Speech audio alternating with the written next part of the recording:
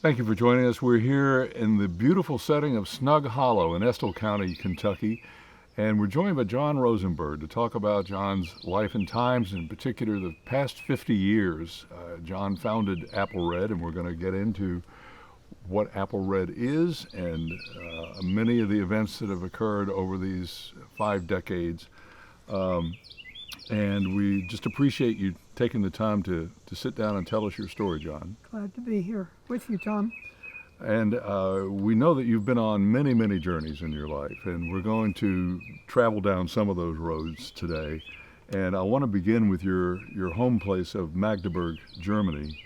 When you were 7 years old, your family and you were pulled by Nazi soldiers from your apartment, which was then destroyed along with the homes of other Jewish families in town. And you've described watching the Torah scrolls being burned that November night, 1938. The night came to be known as Kristallnacht, the night of broken glass. And so I'm wondering what from that very dark and terrifying time has stayed with you and informed you throughout your life and career. Well, I think it would have to be a seminal event in my life, even though I was only 7 years old. I do remember that that night very vividly, and those events very vividly. But I think more than that, I think about my parents and their circumstances and what they then had to adjust to from a middle class life in a very nice, fairly sizable Jewish community. My father is a school teacher, and then to have to leave, he endured 17 days in a concentration camp in Buchenwald, and my mom spent the night from house to house and sent my brother who was only 2 at that time, to a family that had previously whose daughter had been a babysitter. And in any event, to make that, then to eventually come to this country and have nothing, and basically have my father start as a janitor in a textile mill, sweeping floors and being a part-time rabbi. Those are, and making that adjustment, and different language, different social customs, basically being immigrants in this country, and starting all over again. And thank goodness that we were able to get to this country. Well, as I said in the beginning, many journeys, and we're going to touch on a lot of those events in your life as we go forward. If I understand it correctly, after those 17 days at Buchenwald, your father was released. Yes. And given 30 days to leave the country. And from there, you found yourself in an internment camp in Holland, I believe. Correct. And from there, aboard a ship bound for the United States. It was one of the very last ships out, I believe.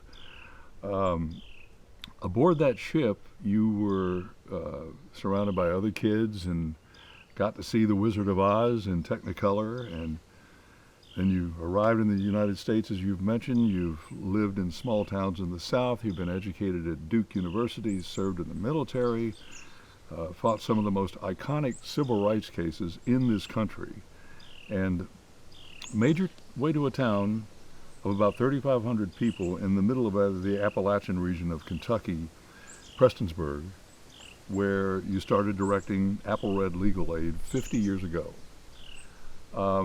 Have you ever had a moment when you felt as though you were like Dorothy in The Wizard of Oz? Like, what in the world happened? Did I get caught in a tornado and was dropped down here in this place I don't know anything about? I felt fortunate in my life, going from stages from one stage to another, from the Civil Rights Division here, having been in the Air Force as a navigator, and as you say, having been at Duke. Each one of these steps seems to prepare me a little bit for the next one. As I think about where I landed in Prestonsburg, I mean, it was at the end of a long camping trip, and we've been contacted by my friend Terry Linsner and suggesting that we come down and take a look at this potential position in legal services. So I think it may sound a little bit like Dorothy being caught up, but I've never sort of felt that it was all, I mean, I've always been fortunate to be in a position that I cared about, and that we, Jean and I, my wife, now about 54 years, we've always done things together, raised our kids and still doing it together, that we'd like to be of service where we are and to help our neighbors and our community where we are. So I think that's been sort of a theme, especially since we've been so fortunate to be in this country. I think it all goes back to the fact that my parents, my father and mother, even when we didn't have any money, were very patriotic. They always were so grateful to be in this country. I believe you were in the ROTC at Duke, correct? Right. And I read an article by Will Wright in the Herald Leader that published a couple of years ago, about a train trip that you took. You were traveling south, and you noticed some African American soldiers when you reached the Washington D.C. area, moved out of your car to the back of the train, and you were moved by that. Do you recall that? Oh yes, that's. I think it was sort of one of the defining moments, and maybe in my life. I was when we were stationed in England. One of my friends was an African American named Abe Jenkins. And we, the crew I was working with, that I was on, it was an SA-16, very slow, Grumman Albatross. We were bringing that plane back to this country. And Abe was the radar operator, and I was the navigator on the plane. And when we came to New York, we had decided we would go see our families. Abe was from Charleston, South Carolina, and I was from Gastonia.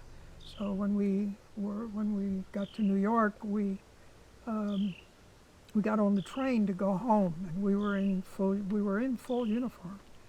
And when the train got to Washington D.C., as you remembered, Abe said to me, "Well, I'll see you when we get back to England." And I said, "Well, where are you going?" And he said, "I'm going to the back of the train where blacks sit."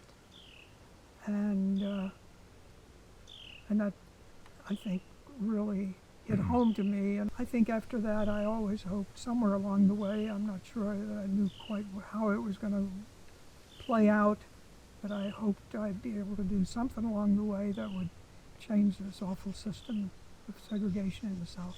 I'm going to move over to another career path, a parallel career path. When you were a trial lawyer with the Civil Rights Division of the Department of Justice, you presented a case in Alabama where local officials had tried to block the votes of black citizens in the state's first election after the passage of the Voting Rights Act. Right. What are your thoughts about where we find ourselves today with a ruling by the U.S. Supreme Court in July that gutted most of what remains of the Voting Rights Act? And then since January, we've seen 14 states at least enacting laws that restrict access to the vote. How do you feel about that? Well, I think it's awful. It's terrible. But it really goes back to this, sort of goes back to the Voting Rights Act of 1965 is probably the most significant, the most significant civil rights legislation, maybe even in this century. Mm-hmm. In the sense that it gave blacks the right to vote and eliminated literacy tests and the poll tax. We filed a lawsuit to go with the poll tax in Alabama and in Texas and Virginia. And over the years, you've seen black officials elected in most of these counties. The case you were talking about in 1960, that was the May primary in 1966, when thousands of blacks had registered for the first time and were voting for the first time. And the Democratic Executive Committee, which was all white, just decided what had happened was the black officials, the first time they'd had black officials, and they were counting paper ballots. They were still using paper ballots. Well, I think there were something like 70 different things to vote on. So they were trying to be careful. It took very long. Into the wee hours, all the other boxes had come in. And so this executive committee said, well, we'll just go out and pick those boxes up. There must be some fraud involved. And the next day they voted and decided, well, we just won't count those ballots in these predominantly black precincts. So we filed a lawsuit to require those votes to be counted. Now, and we eventually won. The judge was Judge Thomas, who was from Mobile. He was the chief judge then, and he had been very slow in desegregating the Mobile school system. But he held that the right to vote is paramount. And unless there's something wrong here, unless you can show by the individual ballots that something's wrong, he ordered those votes to be counted. And the result of that also was that this fellow, Sheriff Jim Clark, who had wanted to be reelected, was on that ballot, and he was out. Well, as a matter of fact, you and your wife Jean met while the two of you were in the Justice Department Civil Rights Division, correct? Right. Yeah. You eventually left government service, did some traveling, but it wasn't long before you were encouraged to visit Eastern Kentucky by your colleague back at the Justice Department, where a group of attorneys based in Charleston, West Virginia, wanted to expand their legal service. And so 50 years ago, you, Jean, your then infant son Michael, drove to Kentucky for the first time, and you stayed at a campground, I believe. And I'm wondering, do you recall your thoughts and your impressions as you drove along those winding roads to Prestonsburg? It sounded very interesting, and so then we drove on and drove to Eastern Kentucky and drove to Prestonsburg and came in one evening, and as you just said, in Jenny Wiley State Park, and we put our tent up. It was sort of towards the end of September. We were really had figured out of going, my parents at that point had been retired to West Palm Beach, Florida, and we were going to go visit them for the Jewish holidays, which were coming up, Rosh Hashanah and Yom Kippur. And so we got in there fairly late. There was no one else at the campground but us. And Jean said, you better go out and see if there are any bears around. So, this was all quite new, and the issues were new, and so we went over to Letcher County and spoke to Harry Caudle, the author of Night Comes to the Cumberlands, who was then actually, I think, still a member of the AppalReD board in West Virginia, the board that Paul had put together. There was a wonderful fellow who ran a country store in Blackie named Joe Begley, and Joe gave us a good lecture on the broad form deed issues, and that we can talk about some more. But we met some folks, Eula Hall in Prestonsburg, some of the welfare rights people, and kind of got an idea of the fact that there were lots of legal issues that needed to be addressed, and that low-income people. And Joe Begley was very strong about this because he said there's a lot of poverty in this area, and there are a lot of issues, not just the broad form deed, but a lot of other civil legal needs that people just simply don't have any representation, can't afford a lawyer. And so we left there and drove on down to Florida, and on the way we decided that we would give it a shot and hoped we'd stay. We didn't have any idea how long we would stay. Maybe thought we'd stay 2 or 3 years or something. And here you are, 50 years later. Right. Well, I have to wonder, John, what it must have been like in Prestonsburg when you arrived and established this law office. And I just wonder, what was the reception? Did you run into any resistance? Well, we did, of course. The first problem I had was when I tried to rent some office space, and had rented it. The landlord called me a few days later and said, "John, I'm really sorry I can't rent this to you because if I do, I'm going to lose too much business." You mentioned communists before, and this was, I guess, in the aftermath of McCarthyism. A lot of people had been accused of being communist, or actually were lost their jobs, their lives were ruined, and so it had quite a lingering effect. Sure. Were people's concerns about communism frightening to you within this climate of McCarthyism? Knowing firsthand how the beliefs of a group of people, and you knew this from your childhood, can result in devastation for so many people. It had not been that long before the McShirley incident over in Pike County, when the McShirleys, who were organizers and working with low-income people in Pike County, had been they were arrested and they were searched, and they picked up a lot of literature, and it was a very they were charged with sedition under the Kentucky statutes for being basically called communists, and that there was a lot of notoriety about that, and the Vista there had been a number of Vista workers who had worked with low-income people in Floyd County, in our county, the welfare rights groups on basic issues like food stamps and the school lunch program. So I think there was certainly resistance to what folks considered outsiders when they came to the area. Some of, the McCarthy era was 40s and 50s, and it still hasn't been forgotten. I mean, obviously, the Holocaust and Hitler and what happened during the years, the genocide that occurred, and we see some of that today with respect to the way we are treating immigrants and special populations and minorities, and obviously the AppalReD, which was the acronym, had a little tinge of that.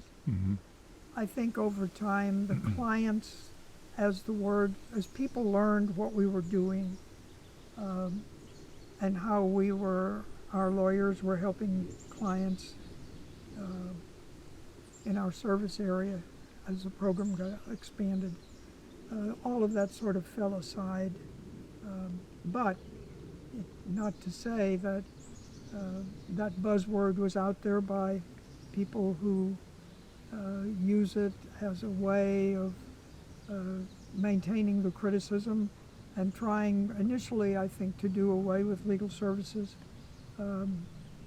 When we started filing cases, the broad form one of the larger cases we filed very early on, there was a statute in Kentucky that said that mining companies who have repeatedly violated the strip mining laws should not be issued another permit, that they ought to stop if they have a lot of violations.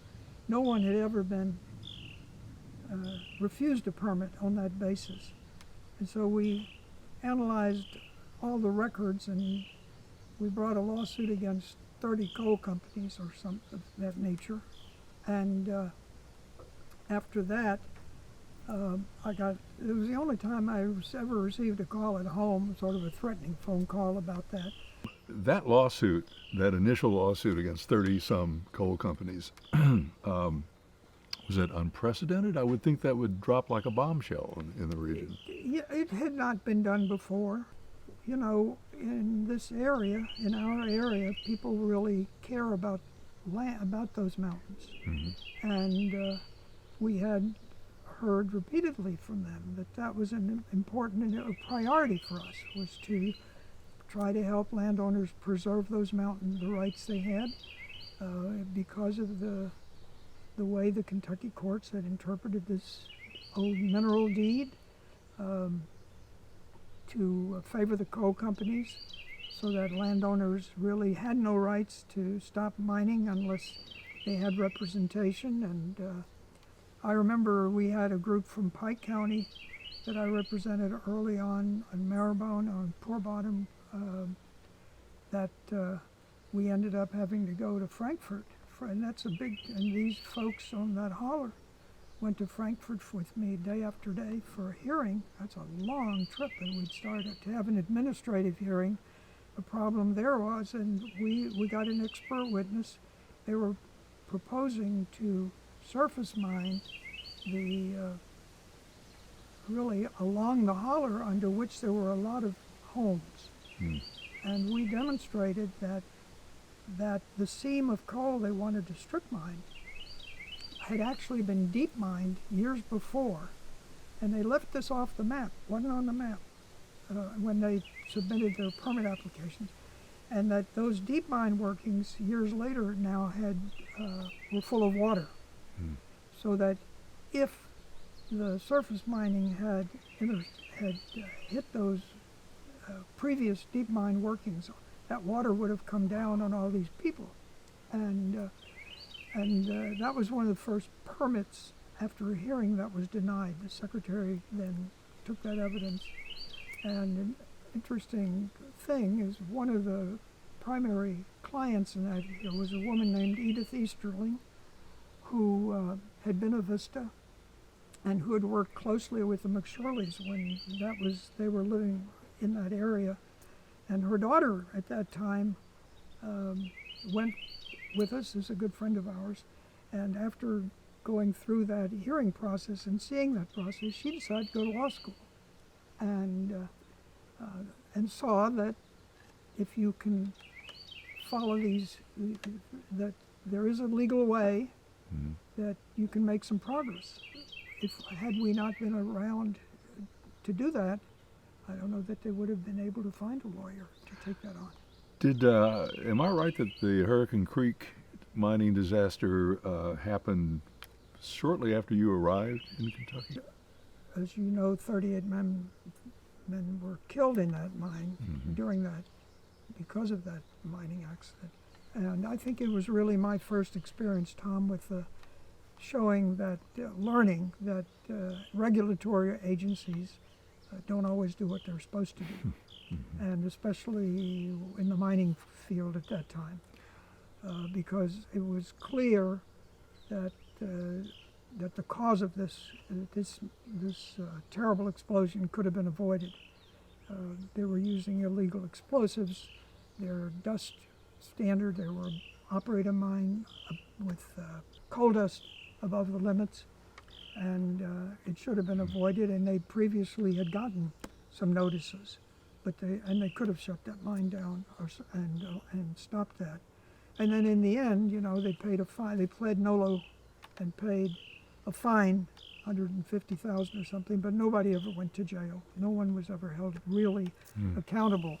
There really were very few lawyers who would take in private practice, because most of them were retained by coal companies, or they were not, or it would take, you had to build up some expertise to take on a case like the mine safety cases, which we started getting into as coal miners realized that there was an opportunity to get representation. They had a right under federal law not to be discriminated against for complaining about a safety condition. And so we started this project, and Tony Opegard, who was then a lawyer in our hazard office, but basically gained the expertise he needed to start representing them and to understand the way deep mine works and the equipment works, and the broad form deed, for example, those mineral deeds, and the fact that Kentucky sort of was one of the few states, I think there might have been one other, Montana, where that held this interpretation, which allowed coal companies to mine regardless of whether the surface owner agreed or not, without surface owner consent. And then the surface owner was still paying the taxes on the property. And they were not paying very much of their property. And so eventually, for the paying taxes on the coal under the ground, even though the Kentucky Constitution said that all property shall be taxed at fair cash value. So that eventually was one of the one of the big reasons, I suppose, that the Kentucky Fair Tax Coalition, which eventually became Kentuckians for the Commonwealth, was organized around that issue, around having coal companies pay their fair share, and that the coal they had in place would be taxed at fair cash value. And the nice thing about that is that much of that money, that property tax, goes to the school districts. And we know in Eastern Kentucky, our school districts were badly underfunded. Well, let me ask you, John, what do you think the impact of AppalReD has been on this region? Well, I think that it may be hard to measure, except that if you consider that just based on the individual clients we've served from year to year, if you assume that's somewhere now around, if you average it out at 5,000 a year, over 50,000 over 50 years, that's 250,000 persons and families that have been represented one way or another by lawyers in this program. But I think that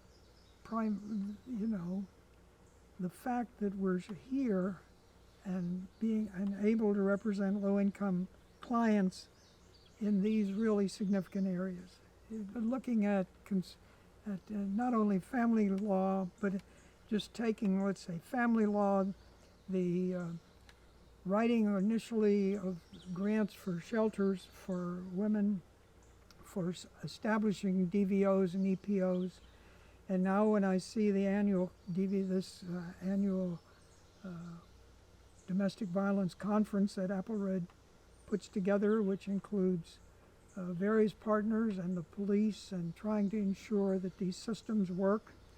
I mean, that's I think a great achievement over time to be able to do that and to be recognized by the shelters and by the police and by public officials that this is the agency that is right there in the middle and is representing these clients. And the same thing's true, I think, in the other areas where we have really been shining over the years. The consumer cases where we've helped low-income people stop foreclosures, or during this terrible era when there were these illicit loans, truth in lending cases that came along, and representing low-income clients in various cases where the documents were not correct and where people were being taken advantage of. We really became experts in those consumer cases. The same thing's true in the disability cases. If representing someone who's disabled and who has been turned down, well, getting those people the benefits they deserve based on their work record is for that client is terribly important. And we took, for years, many of those cases made their way up to the Court of Appeals. In the housing area, even though we still have very poor protections for clients in evictions here, 30 days in Kentucky has a very poor landlord-tenant law that just doesn't cover many of the rural areas. But a few years ago in Somerset, we were able to get the landlord-tenant protections in Pulaski County, or in Somerset, and I think they're now in a few other areas, because of community meetings and clients who complained. And I remember in that particular situation, there was a mobile home trailer park where you had open sewers, and we took photographs, movies, or videos of that and presented it to the fiscal court, and they adopted the landlord-tenant We would say probably in this country everybody deserves to be represented. Low-income people normally are not unless legal services people are here. And so when you think about this service area and you think about the fact that in every county, every low-income consumer, client should have the opportunity to get to legal services and to have representation in a case that's important to them, regardless of their age or their economic circumstances. And I think that's a significant impact. Well, let's imagine that it's 2071 and there are two people sitting here talking about the accomplishments of AppalReD over the previous 50 years between now and then. What, in your view, must be among those accomplishments? What needs to be done in the next 50 years, and what do you need to get there? What will they need to get there? Well, I think what we need first is we need more funding in order to have more lawyers to cover this area and to close what is known as the justice gap. I think the Legal Services Corporation has done several studies, and they all demonstrate that presently legal services programs meet about 20% of the need, which is terrible. The main thing legal services needs is more money. I think that there are so many areas where we could do so much more. AppalReD is just has just employed the first lawyer to work in what we call a medical legal partnership. And that is where you have a lawyer embedded in a hospital, in a clinic or hospital setting or somewhere to give people representation as problems arise. For example, we have learned that over time, we had a pediatrician here a few years ago who recognized that there were a lot of special needs kids who needed IEPs from their boards of education. They were falling through the cracks. And she started sending her children, these parents, to AppalReD, who were going to the Board of Education saying, why doesn't this child have an IEP? And now, having a lawyer right there who could help that and respond to that. There are people we've learned that kids who have asthma oftentimes is traceable to the place where they're living, that they were renting a house. And so these medical legal partnerships have sort of sprung up in different parts of the country. I think of the same thing's true of economic development. I mean, we have a lot in these offices. If we had more lawyers, we had a full-time person representing the rights of low-income people at public utility hearings at the PSC. The Attorney General in Kentucky represents all consumers. That means the Attorney General's office has to represent the small cities, the counties, all aspects of consumers. But when we had a lawyer in Frankfurt representing the interests of low-income people as a rate proceeding, I mean, nothing's more important or takes a bigger chunk out of the budget of a low-income person than the utilities and the rent they pay. If you you've probably been reading, the stories in Martin County are atrocious. People still don't think they have good water because the water system was neglected. And in many of our rural areas, over in eastern Kentucky, these water systems were also employers in an area that has high poverty. So you have water commissioners and people working on the teams, and those commissioners didn't realize that you've got to put away a reserve to replace water lines over time. And if you don't do that, all of a sudden it smacks you in the face. So you need lawyers to look at these proposed rate increases, and whether that's at AppalReD or even somewhere else, but it's someone We had a full-time person doing that. We had a full-time person doing housing development. When I worked with the community at David years ago, David, Kentucky, a small coal camp, we built a group of new houses. We started a small community development corporation out there that built homes. Well, and recently, it hadn't been that long ago since we had Links, our low-income housing in Floyd County, that built 75 low-income homes, 250 ramps. We need to do more of that. The need for these ramps, there's a lot of civic capital in our offices, and I think there's just so much more, so much legal services could do if we had more staff to look at all aspects of the needs. We have transportation needs. Eastern Kentucky, since the decline of the coal industry, which may be, certainly with climate change, is going to keep going in that direction, and environmentally, probably what needs to happen. We need to go to solar, we need to go to alternate energy sources. We need a big change. All of us want Eastern Kentucky to be a better place to improve the quality of life in this area. And legal services programs like AppalReD can be a big part of that. But they need more funding, they need more staff, and you want to give them the support that they need. It's money that will be well used.